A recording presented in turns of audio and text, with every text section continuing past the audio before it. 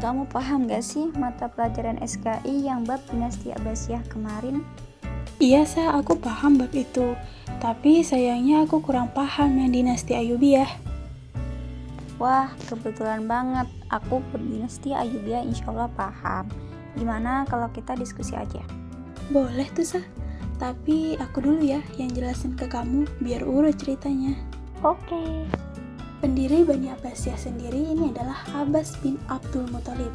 Dimulai dari kemenangan Abu Abbas As-Saffah dalam perang Al-Ahzab melawan Khalifah Bani Umayyah, yaitu Marwan bin Muhammad. Pada dinasti ini terdapat 5 fase dengan 10 khalifah. Yang pertama yaitu fase pertama terjadi pada tahun 750 Masehi sampai 837 Masehi atau 132 Hijriah sampai 232 Hijriah. Disebut pengaruh Persia. Yang kedua yaitu fase kedua terjadi pada tahun 847 Masehi sampai 945 Masehi atau 232 Hijriah sampai 334 Hijriah. Fase ini dikenal dengan pengaruh kekuasaan Turki pertama. Yang ketiga yaitu fase ketiga terjadi pada tahun 945 Masehi sampai 1055 Masehi atau 334 Hijriah sampai 447 Hijriah. Fase pengaruh Persia ini dikenal dengan masa disintegrasi. Yang keempat yaitu fase keempat, terjadi pada tahun 1055 Masehi sampai 1194 Masehi atau 447 Hijriah sampai 590 Hijriah. Disebut dengan fase kekuasaan Bani Saljuk atau dalam sejarah sering juga disebut dengan nama fase pengaruh Turki kedua. Yang kelima yaitu fase yang terakhir, terjadi pada tahun 1194 Masehi sampai 1258 Masehi atau 590 Hijriah sampai 656 Hijriah. Fase ini dikenal sebagai fase lemah sampai fase hancurnya kekuasaan Islam Abbasiyah. Dan khalifah-khalifah pada masa itu ada Abu Abbas As-Saffah, Abu Ja'far Al-Mansur, Muhammad Al-Hadi, Musa Al-Hadi, Harun Al-Rashid, Muhammad Al-Amin, Abdullah Al-Ma'mun, Abu Ishaq Al-Mu'tasim, Harun Al-Wasiq, dan Ja'far Al-Mutawakkil. Nah, menariknya, peradaban ilmu pengetahuannya pertama itu mencatat ide-ide atau percakapan dalam satu halaman kertas dituliskan rangkap 2, asli dan salinan. Kemudian mereka juga melakukan pembukuan ide-ide berupa hadis-hadis dalam satu buku. Wah, menarik banget. Alhamdulillah ya sejarahnya bisa kita pelajari sampai sekarang ini. Nah, iya ada pula bentuk peradaban hasil riset para ahli di masa itu antara lain ada seni ukir, bidang kedokteran, filsafat, matematika, dan bahasa sastra. Oh iya, aku udah paham banget Din mengenai penjelasanmu tadi.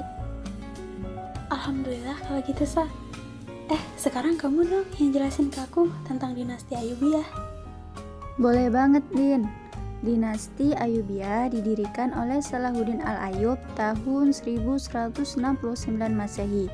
Salahuddin Al-Ayyubi diangkat menjadi wazir atau gubernur oleh penguasa dinasti Fatimiyah dalam usia 32 tahun. Setelah Al-Adid atau Khalifah dinasti Fatimiyah yang terakhir wafat pada tahun 1171 Masehi, Salahuddin Al-Ayyubi mulai menjalankan kekuasaan keagamaan maupun politiknya secara penuh. Khalifah atau pemimpin pada masa dinasti Ayyubiyah, kamu ingat nggak siapa aja? Yang aku ingat ada Salahuddin Yusuf Al-Ayyubi, Malik Al-Aziz Imanuddin, Malik Al-Mansur Nasiruddin, sama Malik Al-Adil Saifuddin pertama. Nah, iya bener Din. Ada 5 khalifah lagi yaitu Malik Al-Kamil Muhammad, Malik Al-Adil Saifuddin II, Malik As-Saleh Najmuddin, Malik Al-Muazzam Turansyah, dan Malik Al-Ashraf Muzaffarruddin.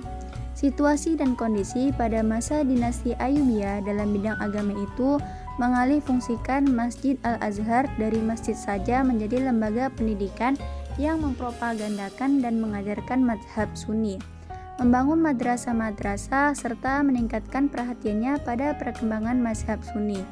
Bidang keilmuan, mendirikan majelis-majelis keilmuan dan sering menyantuni fakir miskin yang berprestasi di bidang keilmuan dengan harapan mereka mampu menciptakan karya, menulis buku, dan memberikan pelajaran. Dinasti Ayyubiyah sangat mendukung pentingnya ilmu pengetahuan bagi kesejahteraan rakyat. Di bidang politik, berkat kepemimpinan seorang Salahuddin, keadaan masyarakat Islam bisa bersatu dalam satu barisan. Ia berhasil mempersatukan wilayah Islam. Selain itu, Salahuddin juga membuat beberapa kebijakan, antara lain mengganti pegawai pemerintahan yang korupsi dan memecat pegawai yang bersekongkol dengan penjahat. Bidang sosial budaya. Kondisi kehidupan sosial di Mesir pada waktu itu adalah dalam keadaan sederhana, tidak boros dan tidak kekurangan. Dulu pas berlangsungnya perang salib sekitar kurang lebih 2 tahun, terjadi sebuah interaksi budaya antara bangsa barat dan bangsa timur, karena kebudayaan bangsa timur lebih maju daripada kebudayaan bangsa barat. Bangsa barat lebih banyak mempelajari kebudayaan bangsa timur yang saat itu kebudayaannya lebih maju. Selanjutnya di bidang pendidikan, pemerintahan dinasti Ayyubiyah berhasil menjadikan Damaskus sebagai kota pendidikan, terutama pada masa kekuasaan Nuruddin dan Salahuddin, mendirikan madrasah pengembang ilmu hadis dan membangun rumah sakit.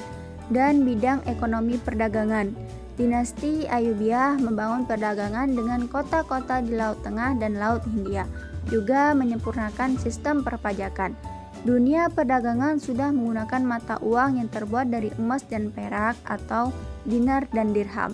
Di zaman Ayyubiyah juga sudah dibangun pabrik karpet, pabrik kain, dan pabrik gelas loh. Gimana Din? Paham nggak yang aku jelasin itu?